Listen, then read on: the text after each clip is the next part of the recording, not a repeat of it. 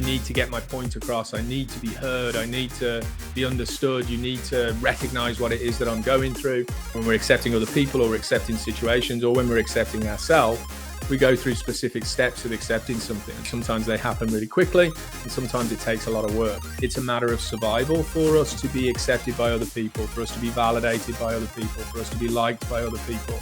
Because if we are, as human beings, the way we survived on the planet was by being a member of a tribe.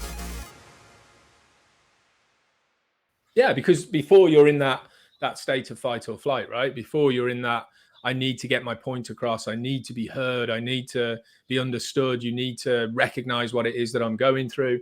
And when people are pushing back against you, it just ramps that up. But as soon as somebody, and it's got to be, one of the things that I come across, it's got to be authentic, right? Yeah. It can't just be, lip service just to try to get the person to become less aggressive or whatever it is, right? Because people just see straight through that. So it's got to be genuine and authentic empathy that you're bringing in, and also compassion, right? So when we talk about the steps of acceptance, when we're accepting other people, or we're accepting situations, or when we're accepting ourselves, we go through specific steps of accepting something, and sometimes they happen really quickly, and sometimes it takes a lot of work. But on the road to acceptance, it starts with tolerance, which means you're recognizing that there's something there that you need to work on accepting, right? I'm noticing that there's something that keeps dysregulating me, so I'm tolerating it right now. What can I do about that? Then we go into empathy, compassion, forgiveness to get to acceptance.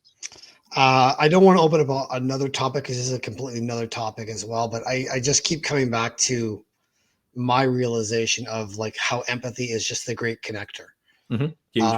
And devoid of empathy, what the coping mechanisms are that people usually use: cognitive empathy, or freeze, or fake, or inauthentic.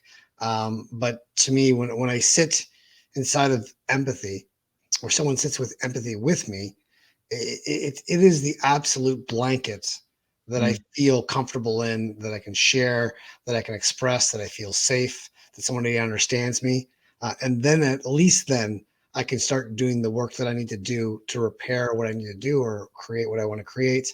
But devoid of that is just a life of chaos for me. For sure. And empathy is all about curiosity. Now, what about devoid of empathy? What, when people are devoid of empathy? Yeah, in the lack of empathy. I'm not saying when people are, sorry, let me preface that. I'm not saying if they are psychopathic and they lack empathy. But in the instance where I sat in that moment with my friend riding shotgun, and she didn't hit me with empathy, inside of that, without that tool there, what else could be created?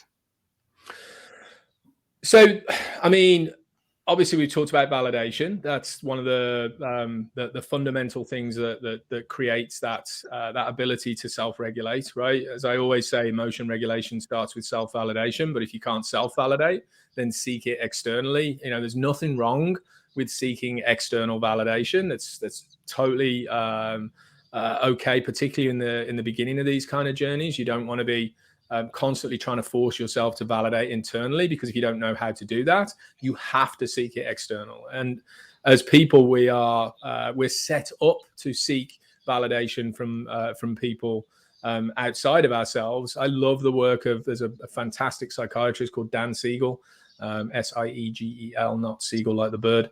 He talks about how anthropology has played a massive part in this, in that it's a matter of survival for us to be accepted by other people, for us to be validated by other people, for us to be liked by other people. Because if we are, as human beings, the way we survived on the planet was by being a member of a tribe. So, if you weren't a member of that tribe, in other words, if you weren't accepted, if you weren't validated, if you weren't liked by the people that were in that tribe, then you would be set aside from that tribe, and now you wouldn't survive. So fitting in and being validated and being liked by other people innately in our system is a matter of survival. That's why it sends people into a state of fear when they're not validated, when they're not accepted, when they're not wanted, when they're not liked by the group of people that they're trying to fit in with, because fundamentally it comes down to a matter of survival. Hey guys, first of all, I want to thank you for watching this video. Hope you enjoyed the content. This particular chat was filmed as a part of the podcast series to support my good friend Chuck Basti and all the work he does as a mental health advocate at Chuck's World of Infinite Mojo. If you want to see the full podcast or just see more of what Chuck does on his social media platform, check out his YouTube channel that's linked in the description below. When it comes to what's going on here, I am on a serious mission to make this platform profitable. Why? Because when I do, I am committed to making sure that every single penny of profit that's made from this YouTube channel goes back into serving the community that needs it most. So, as always, please like this video, leave a comment below, and make sure you subscribe to the channel to get all the latest content available right here at the Liberation Place. Come join us for our live online conversations every week. I'll put all the links in the description below, and let's get the word out there about living the life you want to live, not staying stuck in the life you're currently stuck in. Hopefully, see you soon.